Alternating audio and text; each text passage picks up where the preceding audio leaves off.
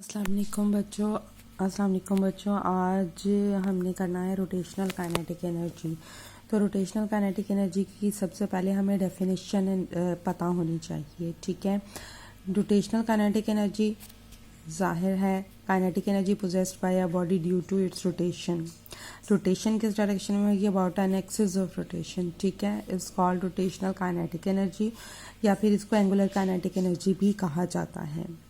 इसकी यूनिट भी जॉल ही होगी एनर्जी की यूनिट्स की तरह। इसका फार्मूला फाइंड आउट करते हैं। हमें पता है कि अगर कोई भी बॉडी जिसका मास m है वो v वेलोसिटी से मूव कर रही हो तो उसकी translational kinetic energy t is for translational is half mv square. So for circular motion, because whenever a body is rotating about an axis, it will have a rotational kinetic energy or angular kinetic energy. So for they'll also perform circular motion. So for circular motion, we have read about the formula V is equal to R omega. So we will put V instead of V, in the place of V, R omega. We will put instead of V R omega in the above formula and we will get the kinetic energy rotational, that is equal to half m R omega square, half m R square omega square when we open up the square.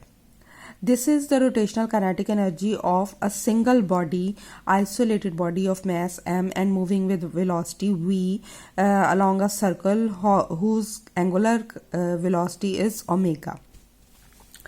So rotational kinetic energy, if we want to find out the rotational kinetic energy of a rigid body, first of all we must know what is a rigid body. A rigid body is a body which is irregular in shape, symmetrical but irregular in shape.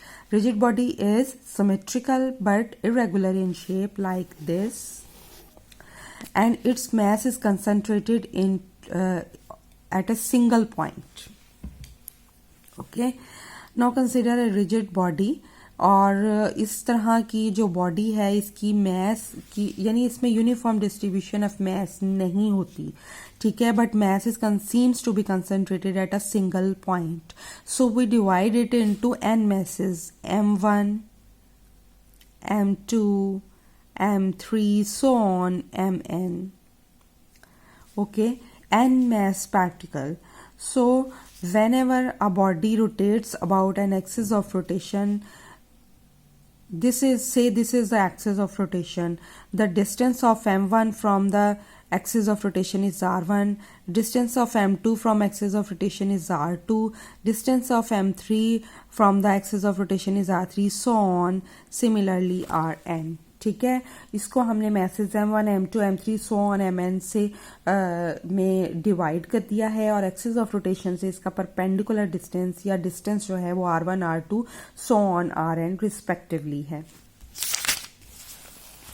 सो अब हम kinetic energy rotational अगर find out करना चाहें for the mass m1, then kinetic energy 1, okay, that is kinetic energy of mass m1 that is equal to kinetic energy rotational जो हमने यहाँ निकाली थी half M R square omega square. Omega square जो है वो कांस्टेंट ही रहेगी, सबके लिए सेम ही रहेगी क्योंकि टोटल बॉडी जो है वो इसी एक्सिस ऑफ रोटेशन के अबाउट सेम वेलोसिटी से रोटेट कर रही है. ओमेगा स्क्वायर सेम ही रहेगी, आर की जगह r1 आ जाएगा, एम की जगह m1 आ जाएगा. ये आ गया. फिलहाल ओमेगा को ओमेगा 1 ही हम लिखेंगे, ठीक है. इसी तरह m2 मैस के rotational energy kinetic energy 2 is equal to half m2 r2 square omega 2 square. इसी तरह rotational energy kinetic energy of the mass m3 half m3 r3 square omega 3 square आ जाएगी, सो ऑन. इसी तरह rotational kinetic energy of mass mn is kinetic energy n is equal to half mn rn square omega n square आ जाएगी. ये हमें पता है कि एनर्जी एक स्केलर क्वांटिटी है, सो इसको हम ऐड कर सकते हैं उसी तरह से जैसे कि हम डिफरेंट नंबर्स को ऐड करते हैं. तो हम टोटल रोटेशनल काइनेटिक एनर्जी सारे पार्टिकल्स की फाइंड आउट करेंगे और वो rotational kinetic energy of the rigid body कहलाएगी. सो काइनेटिक एनर्जी रोटेशनल किसके इक्वल है? Kinetic energy 1 plus kinetic energy 2 plus kinetic energy 3 plus so on kinetic energy n। So इसकी value put करेंगे half m1 r1 square omega 1 square half m2 r2 square omega 2 kinetic energy 2 की value, इसी तरह से 3 की similarly so on half mn rn square omega n square kinetic energy n की value है। ठीक है, अब चूंकि रिजिड बॉडी एक एक्सिस ऑफ रोटेशन के अबाउट रोटेट करती है, सो उसकी एंगुलर वेलोसिटी सेम ही होगी। So omega 1 is equal to omega 2 is equal to so on omega n and these all omegas are equal to omega. तो सारे ओमेगा 1 को भी ओमेगा से रिप्लेस कर देंगे, ओमेगा 2 को भी कर देंगे, ओमेगा 3 को भी कर देंगे, सो ओमेगा n को भी कर देंगे। सब में से ओमेगा स्क्वायर जो है वो कॉमन आ रहा है, तो हम कॉमन निकाल लेंगे। एज अ रिजल्ट हमारे पास रह जाएगा half m1 r1 square plus half m2 r2 square plus so on half mn rn square bracket, और बाहर आ जाएगा हमारे पास ओमेगा स्क्वायर कॉमन। अब ये जो सारी वैल्यू, इसमें भी हाफ भी कॉमन है, उसको भी हम कॉमन निकाल लेंगे। बाकी हमारे पास जो है वो m1 r1 square m2 r2 square so on mn rn square रह जाएगा। इसको हम समीशन की फॉर्म में कुछ इस तरह से लिख सकते हैं, sigma i from 1 to n m i r i square. जब i 1 होगा तो ये m1 r1 स्क्वायर हो जाएगा, जब i 2 होगा m2 r2 स्क्वायर हो जाएगा। और सिग्मा क्या रिप्रेजेंट कर रहा है, सिग्मा सबके सम को रिप्रेजेंट कर रही है, जो प्लस दरमियान में आ रहा है। ठीक है, तो इसको हम लिख लेंगे half summation i from 1 to n m i r i square. ठीक है, बाहर ओमेगा स्क्वायर है। ये जो चीज है ये मोमेंट ऑफ इनर्शिया है, क्योंकि मैस और square of perpendicular distance from the axis of rotation, तो ये moment of inertia of the rigid body है, लिहाजा इसको हम i से रिप्लेस कर देंगे। ठीक है, तो लिहाजा हमारे पास काइनेटिक एनर्जी रोटेशनल है हाफ i ओमेगा स्क्वायर के इक्वल। अब डिफरेंट ऑब्जेक्ट्स की हम rotational kinetic energy find out करने की कोशिश करते हैं। सबसे पहले हम फाइंड आउट कर रहे हैं rotational kinetic energy of a disc. ठीक है, और सबसे पहले डिफाइन हमने करना है इसको, energy possessed by a disk due to its spin motion होगी या rotational motion होगी about its own axis of rotation is called rotational kinetic energy of the disk। लिहाजा moment of inertia of disk हमें पता होना चाहिए, क्योंकि ये इस फार्मूला में आ रहा है।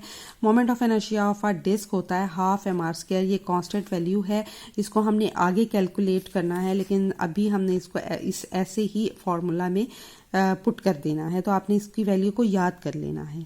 I is equal to half M R square, तो काइनेटिक एनर्जी रोटेशनल क्या होगी, हाफ I की जगह लिखेंगे हाफ एम आर स्क्वायर, और omega V is equal to R omega से हम यहाँ से ओमेगा की वैल्यू निकालेंगे V ओवर R, और वो वैल्यू हम पुट कर देंगे। चूंकि ओमेगा का स्क्वायर है और V ओवर R का हमारे पास स्क्वायर आ जाएगा। ये हमारे पास आ जाएगा 1 2 2 4 एम आर स्क्वायर। इसी तरह से जब इसको खोलेंगे तो V square over R square हो जाएगा, आर स्क्वायर से कैंसिल आउट हो जाएगा, ये आ जाएगा 1 ओवर 4 एम वी स्क्वायर। ठीक है, तो ये होगी kinetic energy rotational of the disc. Next हमने फाइंड आउट करनी है kinetic energy rotational of a hoop. ठीक है, kinetic energy possessed by a loop due to its spin motion और rotational motion about its own axis of rotation is called rotational kinetic energy of hoop. Moment of inertia of hoop होगा M R square, इसको भी आपने इसी तरह से याद कर लेना है। Kinetic energy rotational is equal to half I omega square, अब हाफ ऐसे ही आ जाएगा, आई की जगह एम आर स्क्वायर, उसका मोमेंट ऑफ इनर्शिया की वैल्यू पुट कर देंगे, ओमेगा की जगह हम वी ओवर आर पुट करेंगे, ओमेगा का स्क्वायर है लिहाजा वी बाय आर का स्क्वायर आ जाएगा।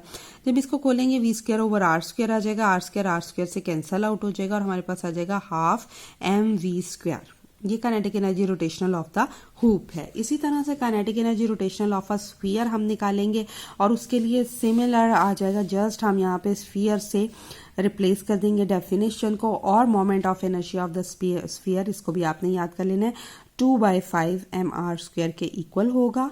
Half I omega square kinetic energy rotational का फॉर्मूला है, हाफ वैसे ही आ जाएगा, आई की जगह 2/5 एम आर स्क्वायर लगा देंगे, ओमेगा की जगह वी ओवर आर लगा देंगे, जबकि ओमेगा का स्क्वायर है तो वी बाय आर का स्क्वायर आ जाएगा। ये 2 से कैंसल आउट हो जाएगा, हमारे पास 1/5 आ जाएगा। एम आर स्क्वायर यहाँ से V square over R square है, आर स्क्वायर से कैंसल आउट होके एम वी स्क्वायर यहाँ पे आ जाएगा। Kinetic energy rotational of a sphere is equal to 1/5 mv square.